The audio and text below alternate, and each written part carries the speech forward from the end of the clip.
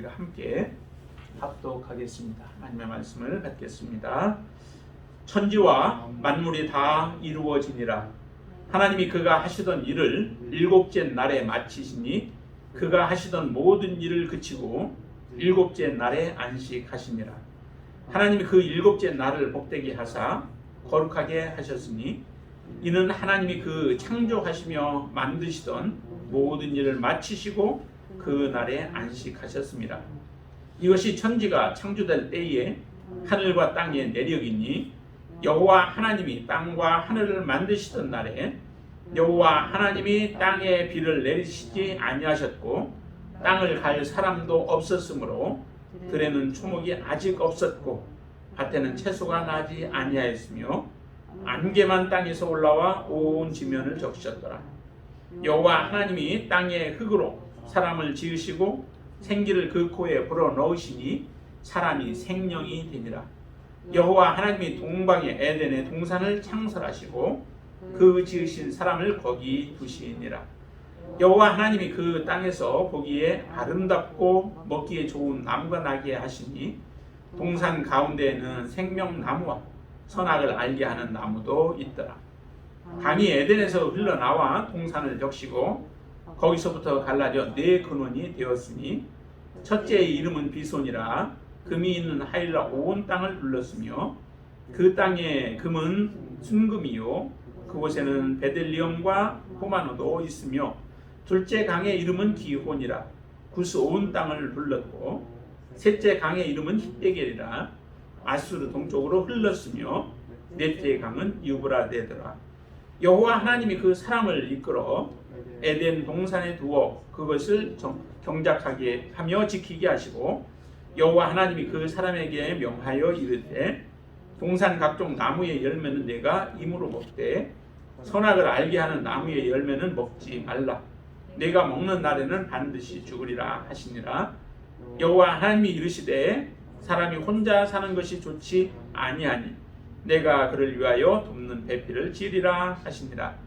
여호와 하나님이 흙으로 각종 들짐승과 공중의 각종 새를 지으시고 아담이 무엇이라고 부르나 보시려고 그것들을 그에게로 이끌어 가시니 아담이 각 생물을 부르는 것이 곧 그 이름이 되었더라. 아담이 모든 가축과 공중의 새와 들의 모든 짐승에게 이름을 주니라. 아담이 돕는 배필이 없으므로 여호와 하나님이 아담을 깊이 잠들게 하시니 잠들매 그가 그 갈빗대 하나를 취하고 살로 대신 채우시고 여호와 하나님이 아담에게서 취하신 그 갈빗대로 여달을 만드시고 그를 아담에게로 이끌어 오시니 아담이 이르되 이는 내 뼈 중에 뼈요 살 중에 살이라. 이것을 남자에게서 취하였은즉 여자라 부르리라 하니라. 이러므로 남자가 부모를 떠나 그의 아내와 합하여 둘이 한 몸을 이룰지로다. 아담과 그의 아내 두 사람이 벌거웠으나 부끄러워하지 아니하니라. 아멘. 창세기 2장입니다. 창세기 2장의 큰 내용을 본다면은 1절부터 3절까지의 내용 가운데서 이게 안식일에 대한 말씀을 하시죠. 안식, 하나님이 이제 엿새째까지 일을 하시고 그 다음에 일곱째에 마치면서 일곱째 날에 안식하셨다라고 말씀하십니다. 그래서 그 안식과 그 다음에 에덴 동산을 이제 창설하시는 그 내용들이죠. 그 안에 내용물로 여러 가지 식물들을 자라가게 하시고 그 가운데 또 사람을 만드셔서 사람으로 하여금 하나님을 섬기도록 그리고 하와를 만들어서 여자를 만들어서 그와 함께 한 몸이 되게 하시는 그 내용들을 다루고 있는 내용이 바로 이 창세기 2장의 내용입니다. 우리가 창세기 내용을 배우면서 2장의 경우는 특별히 이제 그렇게 많이 배웠어요. 다른 문서가 왜냐하면 1장에도 창조의 내용이 나오고 그 창조 가운데 아담과 그 사람을 만드는 하나님의 형상대로 사람을 만드는 그런 내용이 나옵니다. 그리고 나서 또 2장에도 보면은 이제 다시 또 사람을 만드는 그런 내용이 나오죠. 좀 더 2장에서는 이제 구체적인 부분으로 나오기는 하지만은 그렇기 때문에 1장과 2장에는 갭이 있다. 그리고 1장에서는 보통 하나님에 대한 내용들을 하나님이라고 하는 말씀을 사용을 하시는데 2장에서는 하나님뿐만 아니라 여호와 하나님이다라고 하는 단어를 사용을 하시게 됩니다. 이런 모습을 보면서 1장과 2장의 그 내용들이 좀 다른 문서를 가지고 와서 이렇게 편집을 했기 때문에 그렇다라고 이제 우리가 많이들 배워왔습니다. 그렇게 우리가 볼 수도 있지만은 그러나 이것이 1장과 2장의 내용을 보면서 특별히 그 1절로부터 3절까지의 내용은 그 안식일에 대한 부분이고 일곱째 날에 대한 부분이죠. 그러면 사실은 1절에서부터 3절까지는 1장에다 갖다 집어넣는 것이 사실은 더 우리가 볼 때는 이치에 맞아요. 합리적이에요. 왜냐하면 첫째 날부터 시작해서 일곱째 날까지 하고 그 다음에 쉬셨다라고 하고서 그 다음에 이제 이것이 천지가 창조될 때라고 해서 2거기서부터는 2장으로 하는 게 사실은 더 맞겠죠. 그런데 그렇게 자르지 아니하고 이것을 몰라서 또 이렇게 잘라놓지는 않았어요. 후대에 자르기는 했지만 그러나 이것은 그만큼 이제 이유가 있다라고 하는 거죠. 하나님의 안식과 그 다음에 에덴 동산과의 그 관계들이 있고 또 특별히 1장에서 사람을 창조하셨는데 또 2장에서도 창조하는 내용을 기록하는 그 이유들이 있다라고 하는 거죠. 외면적인 부분에서는 중복되는 부분이 있는 것처럼 보여지고 또한 비합리적인 부분으로 보여질지 모르나 이 2장을 통하여서 우리에게 특별히 말씀하시고자 하는 것은 아담과 예수 그리스도에 대한 부분들을 우리에게 말씀하고자 하는 암시적으로 우리에게 말씀하고자 하는 그 내용들이 포함되어 있다라고 하는 겁니다. 특별히 이제 그러면 2장 1절부터 3절까지에 보면은 그 안식에 대한 부분을 하는데 안식은 언제 올까요? 하나님이 우리에게 안식은 언제 주실까요?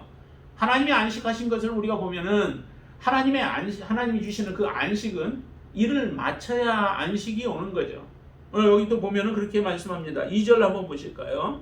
1절에는 천지와 만물이 다 이루어지고 그 다음에 2절에 하나님이 그가 하시던 일을 일곱째 날에 마쳤다라고 얘기를 합니다. 여섯째 날에 마치지 않고 일곱째 날에 마치신 거죠. 여섯째 날까지 사람을 만드시고 다스리게 하시고 하는 축복까지 이렇게 주셨는데 그걸로 마친 것이 아니라 일곱째 날에 마치셨다라고 얘기를 합니다. 그리고 나서 일곱째 날에 안식을 하시는 거죠.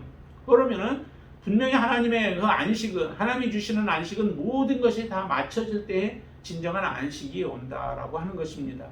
이 안식 마쳤다라고 하는 단어는 성경에서 보면은 크게 그 3번에 걸쳐서 나옵니다. 오늘 이 2장 2절과 3절에서 말씀하시는 모든 일을 마쳤다라고 하는 그러한 표현. 다시 말하면 창조하시고 나서 창조의 모든 사역을 다 마친 것. 그것이 바로 마쳤다라고 이렇게 표현을 하고 있고 또 한 번에 그 마쳤다라고 하는 표현을 사용하죠. 그 표현은 예수님이 사용을 하십니다.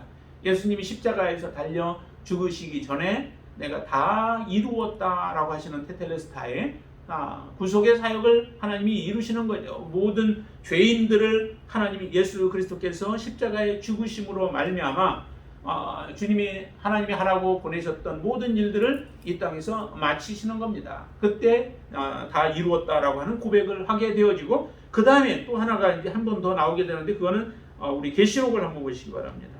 계시록 21장을 보실까요? 계시록 21장 6절 말씀.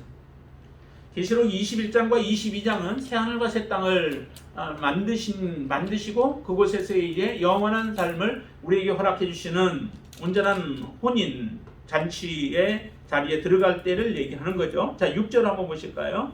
6절 말씀 보세요. 같이 읽습니다. 또 내게 이르시되 이루었도다. 나는 알파와 오메가요 처음과 마지막이라. 내가 생명수 샘물을 목마른 자에게 값없이 주리니 라고 말씀하시면서 하나님이 이제 주시는 말씀이죠. 모든 것을 다 이루었다라고 말씀합니다. 이 이루어지는 것은 하나님이 계획하신 온전한 계획 또 온전한 구속의 사역들이 완전히 이루어지는 그래서 새하늘과 새 땅을 우리에게 허락해 주시는 것입니다. 다시 우리의 처음 에덴 동산을 만들었던 그 에덴 동산의 원래의 모습을 다시 회복하는 그러한 새하늘과 새 땅을 이루고 나서 다 이루었다라고 말씀하시는 것입니다. 이것이 곧 진정한 안식을 우리에게 주시는 날들이에요. 요한계시록에서는 복 있는 사람들에 대해서 얘기를 하면서 그 복 있는 사람 중에 어떤 사람들이 복이 있느냐? 첫째 부활에 참여하는 자가 복이 있다라고 우리가 전에 말씀을 배웠었죠. 그래서 첫째 부활에 참여한 자가 왜 복이 있는가라고 하는 그 이유는 곧 그 첫째 부활에 참여한 자가 천년 왕국에 들어가고 그들은 둘째 사망이 그들을 주관하지 못하기 때문에 복이 있다라고 말씀했습니다. 다시 말하면 부활한 사람들은 이 천년 왕국에 참여할 뿐만 아니라 영원한 하나님이 주시는 안식에 들어갈 수 있는 자들이 되어졌기 때문에 바로 복 있는 자가 되어진 거죠. 여러분들이 바로 이런 복 있는 자가 되어질 수 있기를 바랍니다. 하나님이 우리에게 주시고자 했던 영원한 안식, 그 안식을 누리는 자가 여러분들이 주인공이 되시기를 바랍니다.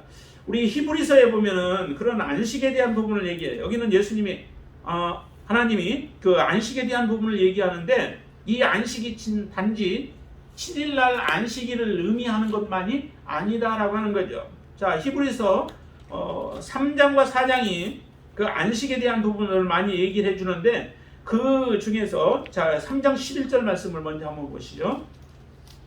3장 11절 단지 이것이 안식일만을 이야기하는 것이 아니라 하나님이 우리에게 약속하신 영원한 안식에 대한 부분을 말씀하고 계신 것을 여러분들이 기억하시길 바랍니다. 자 11절 말씀 한번 같이 읽어볼까요?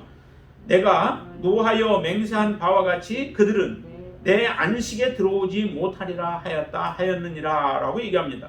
여기에 그들은 어떤 사람들을 얘기할까요? 그 광야에서 하나님 앞에 불순종했던 사람들이죠. 이렇게 표현합니다. 그들은 하나님을 거역했고 완고한 모습으로 하나님의 말씀을 듣지 아니하였던 자들, 그래서 하나님 앞에 멸망을 받았고 죽임을 당했던 그러한 사람들이 바로 여기에 내 안식에 들어오지 못한 자들이다 라고 그렇게 말씀하고 계신 거예요. 그러니까 하나님의 안식에 들어갈 그 날들이 있는 거죠. 그러면서 4장에서는 여호수아를 말씀하시면서 이렇게 얘기를 합니다. 8절 말씀 보세요. 8절 말씀 다시 한번 보시죠. 4장 8절 히브리서 같이 읽습니다. 만일 여호수아가 그들에게 안식을 주었더라면 그 후에 다른 날을 말씀하지 아니하셨으리라. 9절 그런즉 안식할 때가 하나님의 백성에게 남아 있도다라고 말씀하시죠. 여호수아를 통하여서 실질적으로 이스라엘 백성들이 출애굽한 그 세대들 가운데 어린 아이들 그리고 광야에서 태어났던 세대들이 가나안 땅에 들어가는 그런 놀라운 축복을 받게 되어지죠. 하나님이 약속하신 땅이에요. 가나안 땅이에요. 그 땅에 들어갔지만은 실제적으로 지금 히브리서 바울 사도는 이렇게 얘기를 하는 거죠. 그들이 진정한 안식을 얻지 못했다는 거예요. 여호수아가 안식을 주었더라면은 더 이상 이제 안식을 줄 필요가 없지 않습니까? 그런데 그 여호수아가 진정한 안식을 주지는 못했다는 거예요. 가나안 땅을 정복하고 그들을 다스리는 그런 역사는 일어나지만 진정한 안식은 주지 못하였기에 아직 안식할 때가 하나님의 백성에게 남아있다는 겁니다. 저와 여러분들에게 그 안식할 날들이 주어져 있습니다. 여러분들이 이 안식할 날을 사모하면서 우리는 사셔야 된다는 거죠. 그 안식할 날, 이 하나님이 주시는 안식의 날은 어떤 날인가 한번 보세요. 이렇게 얘기를 합니다. 3절 말씀 같이 보시죠. 3절 말씀. 하나님이 그 일곱째 날을 복되게 하사 거룩하게 하셨으니 이는 하나님이 그 창조하시며 만드시는 모든 일을 마치시고 그날에 안식하셨습니다 라고 하는데요. 이 안식일은 안식하는 안식일은 어떤 날인가? 그 날은 복된 날이라는 거죠. 정말 안식일이 복된 날이죠. 안식일은 안식에 참여할 수 있는 것은 복된 거예요.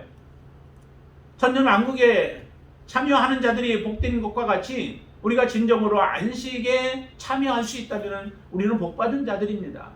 그리고 지금 우리가 이 땅에서도 예수 그리스도 안에서 참되는 안식을 우리가 누리고 있죠. 그런데 영원한 안식을 누릴 자들, 그들은 복받은 자들이기에 이렇게 말씀하신 거죠. 그 일곱째 날을 복되게 하셨다라고 말씀합니다. 그리고 이 안식일을 누릴 수 있는 사람들은 누구냐? 거룩한 자가 누릴 수 있는 거죠. 거룩하지 못하면 안식일을 누릴 수 없습니다. 비록 이 안식은 하나님이 주시는 것이죠. 하나님이 우리에게 온전케 하셔서 주시는 것인데 그 하나님이 주시는 거룩한 안식을 누리기 위해서는 우리는 온전한 거룩한 가운데 있어야 합니다. 그래서 거룩하게 하시고 복되게 하셨다라고 말씀하시는데 그것이 우리가 주님 앞에 설 때에 온전케 되어진 예수 그리스도의 분량에까지 이르게 되어지고 새 피조물로서 우리가 창조되어진 하나님의 자녀들이 누리게 되어질 그 축복이 바로 하나님이 일곱째 날에 모든 일을 마치시고 안식을 누리신 것 같이 우리에게 그 날을 허락하여 주실 것입니다. 저와 여러분들이 그것을 누리게 되어질 것입니다. 그렇기 때문에 성경에는 보면은 이 안식에 대해서 계속 말씀하시기를 뭐라고 말씀하냐면 안식일을 지키라라고 말씀하시죠. 안식일을 왜 지키라고 할까요? 하나님이 일곱째 날에 모든 걸 마치고 쉬셨기 때문에 안식을 지켜야 하지만은 그 의미 가운데는 더 큰 의미가 있는 거죠. 하나님께서 이 모든 것들을 완성하셨음을 우리로 하여금 기억하게 하는 거예요. 절기를 지키라고 하는 이유들도 다 하나님이 그 일들을 행하셨죠. 그리고 앞으로 하나님이 행하실 일들을 절기를 통하여 우리에게 보게 하십니다. 그 보게 하시고 그 날을 하나님이 예비하셨고 우리에게 준비하셨던 그 하나님을 찬양하도록 하기 위하여 우리에게 기억하게 하시는 거죠. 이 또 안식일은 하나님이 주시는 것이다 라고 하는 것을 하여금 우리로 하여금 기억하게 하기 위하여 안식일을 지키라라고 말씀하시는 것입니다. 그러기에 이 셋째 1절부터 3절까지를 통하여 특별히 안식에 대한 부분들을 말씀하시며 이 안식은 곧 에덴 동산, 하나님이 처음에 만들었던 이 에덴 동산, 아름다운 에덴 동산과 같은 그러한 곳이 바로 이 안식을 누릴 수 있는 곳이죠. 비록 에덴 동산을 만들어서 사람을 그곳에 거하게 하셨고 그 다음에 15절에 보면은 그 사람으로 하여금 그곳을 경작하게 하고 지키게 하시는 일을 맡기기는 합니다. 그러니까 일을 한다고 해서 그것이 고된 것이 아니라 사실은 즐거움으로 그 일들을 하게 하시는 거죠. 일을 하는데도 여러분들도 그렇죠. 일을 하면서 여러분들이 기쁨으로 하는 경우도 있고 즐거움으로 일을 하는 사람도 있고 굉장히 고통스러워하며 일을 하는 사람도 있어요.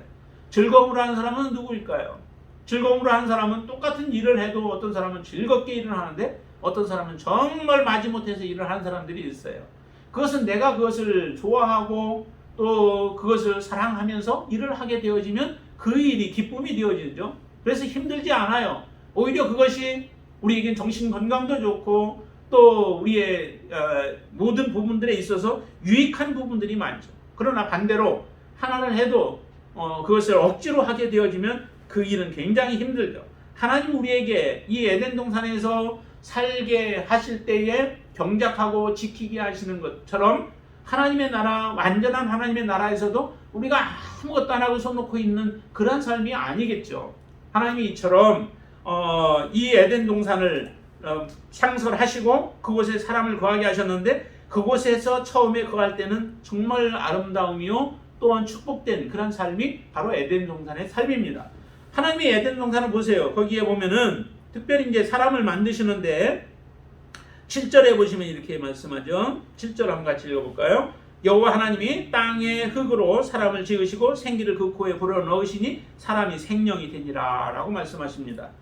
사람을 여기서 보니까 땅을 가지고 사람을 만드시고 그 다음에 특별히 사람에게는 생기를 그 코에 생기를 불어넣게 되어지죠. 그러자 사람이 뭐가 돼요? 생명이 되어진 거죠. 그러니까 사람과 동물과의 다른 부분이 있습니다. 동물을 만드는데도 동물도 19절에 보시면 흙으로 만들게 되어지죠. 흙으로 만드는데 그 동물에게는 또 짐승들에게는 거기에 생기를 불어넣지 않습니다.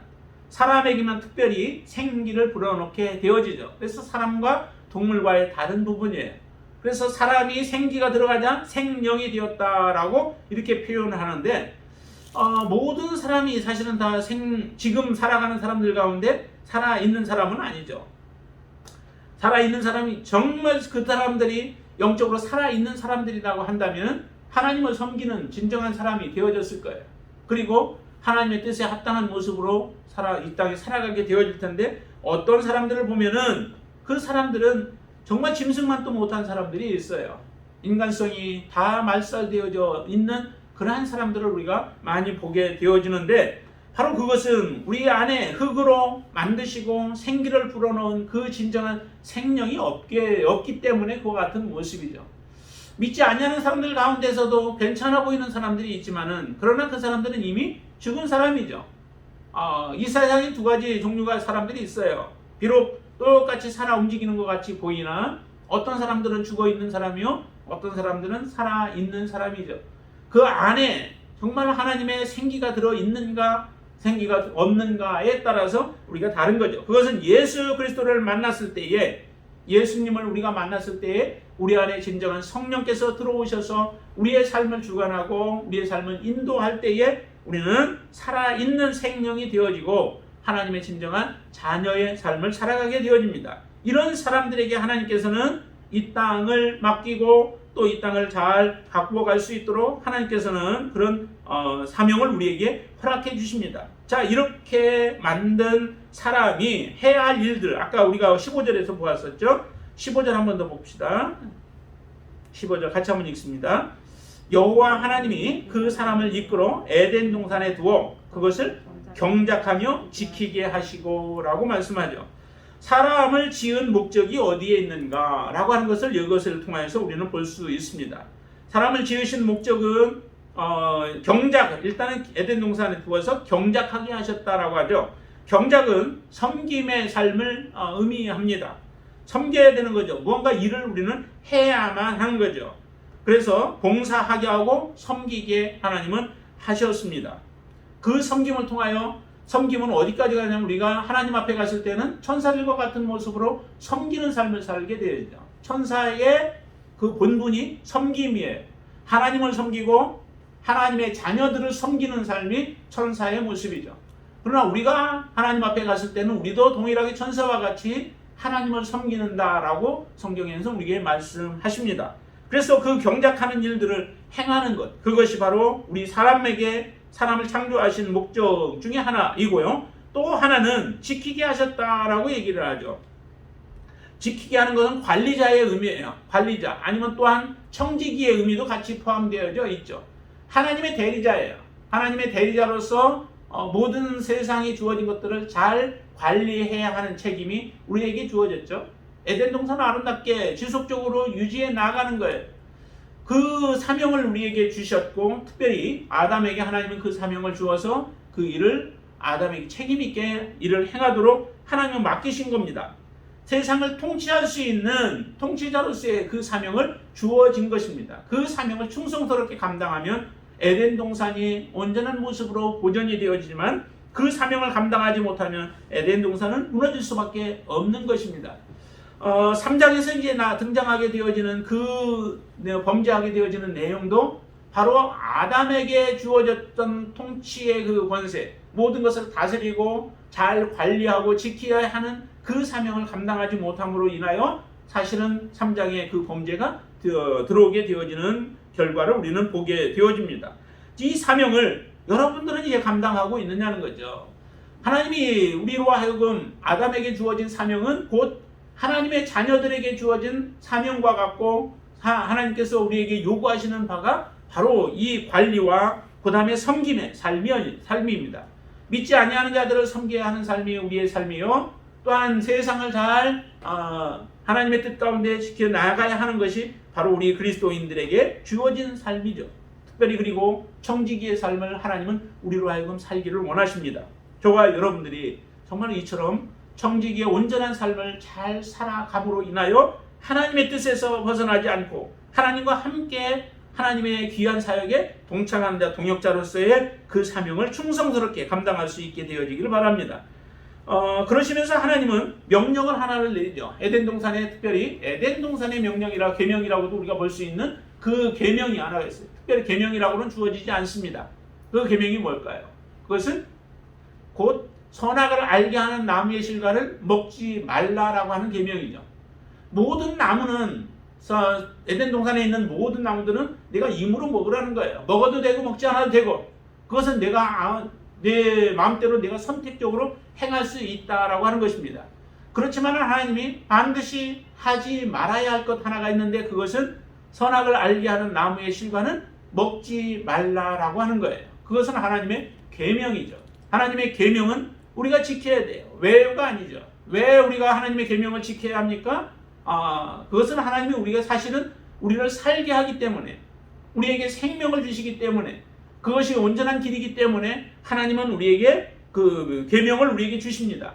그런데 그 계명을 범하게 되어지면 결국 우리는 여기에서 말씀하신 것처럼 우리는 죽게 되어지죠. 자, 16절, 17절 말씀 같이 한번 읽겠습니다.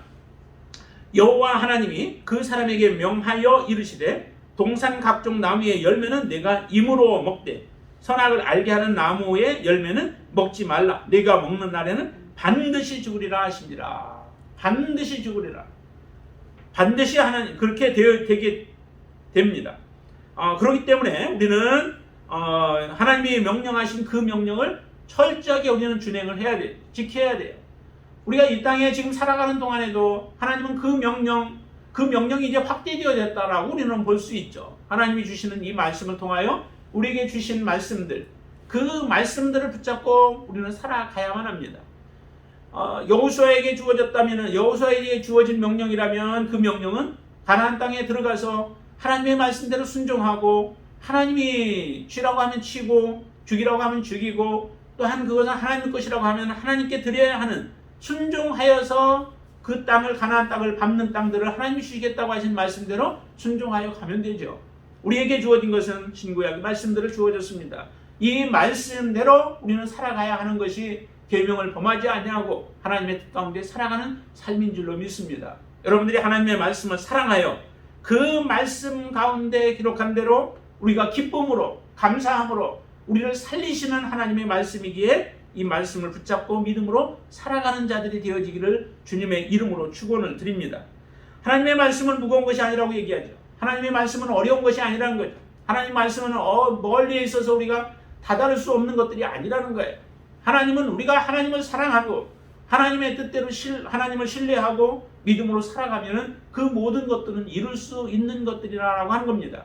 우리가 하나님의 말씀이 어렵고 하나님의 말씀이 짐이 되어지고 하나님의 말씀이 곤고한 것은 우리가 하나님을 사랑하는 것이, 사랑이 적기 때문에, 하나님을 사랑하지 않기 때문에 그것이 어려운 것이다 라고 하는 것을 여러분들 기억하시길 바랍니다. 정말 하나님을 사랑하는 자에게는 하나님의 말씀이 쉽고 하나님의 말씀은 우리가 능히 감당할 수 있는 것들이고 하나님의 뜻대로 우리는 순종할 수 있는 것들인 줄로 믿습니다. 지금 아담에게 주어진 이 명령이 정말 어려운 것이었을까요?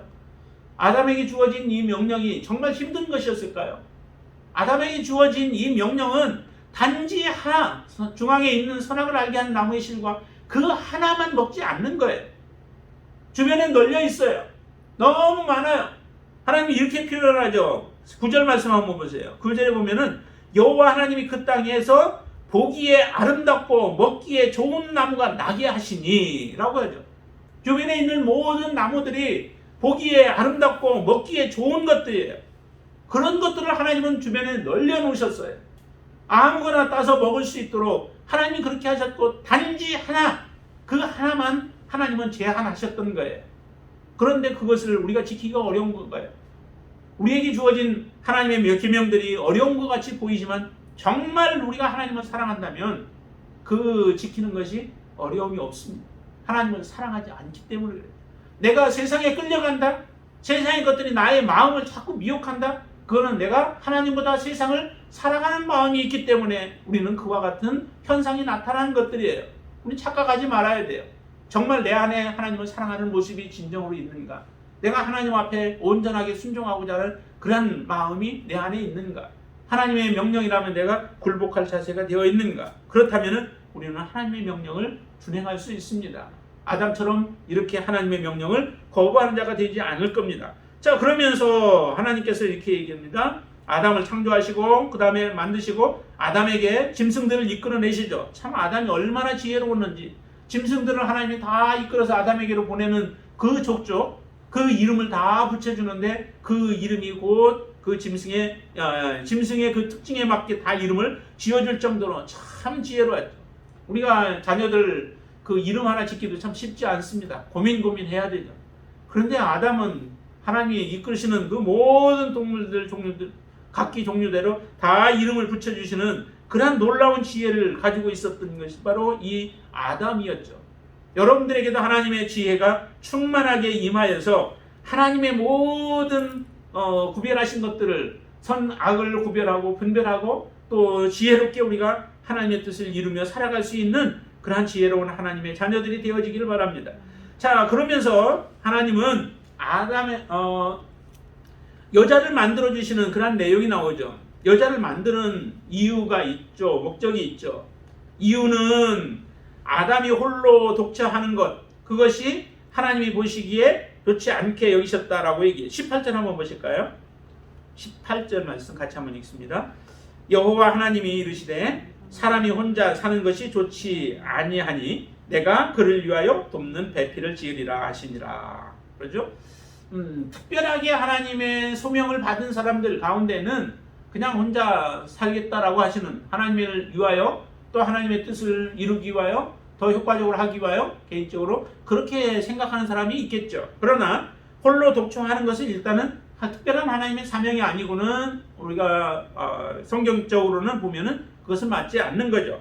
그래서 홀로 사람이 독처함으로 인하여서 그를 돕는 배필을 지으겠다라고 한 것이 하나님의 계획이었습니다. 그래서 아담에게서 여자를 창조하는 모습을 우리에게 보여주시는데, 자 21절 한번 같이 읽어보시죠.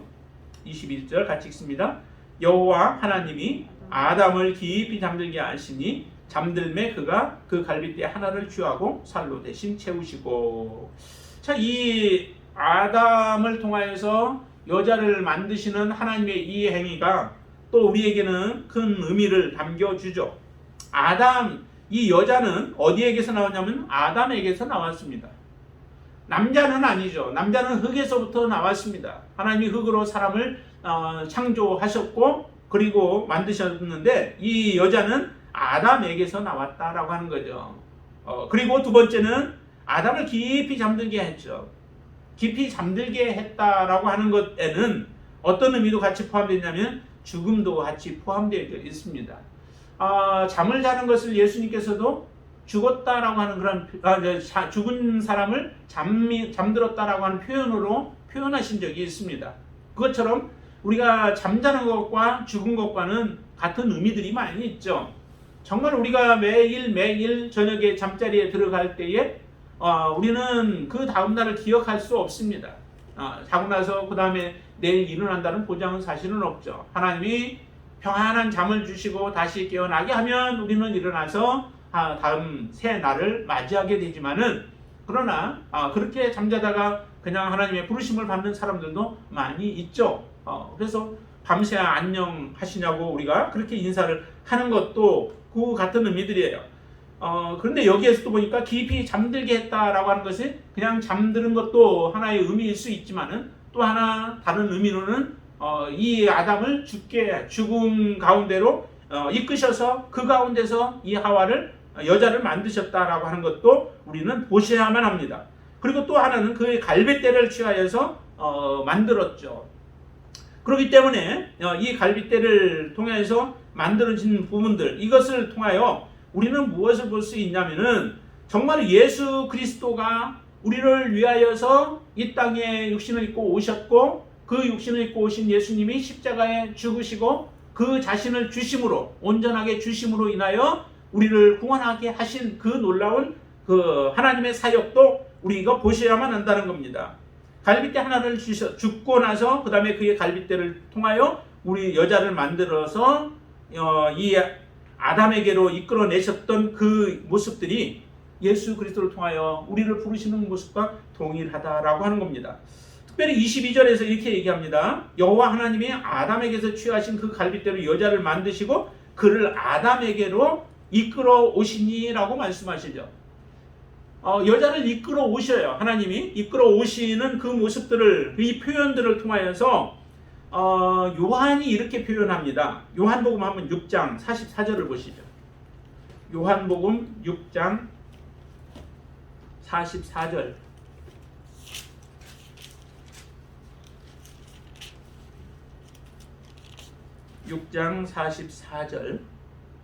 같이 한번 읽어보실까요? 나를 보내신 아버지께서 이끌지 아니하시면 아무도 내게 올 수 없으니 오는 그를 내가 마지막 날에 다시 살리리라 라고 말씀하십니다. 많은 사람들이 예수 그리스도에 대해서 부인하고 또 믿지 못하고 나오지 못하는 사람들이 많았죠. 그때 이제 예수님께서 그들에게 하시는 말씀이에요.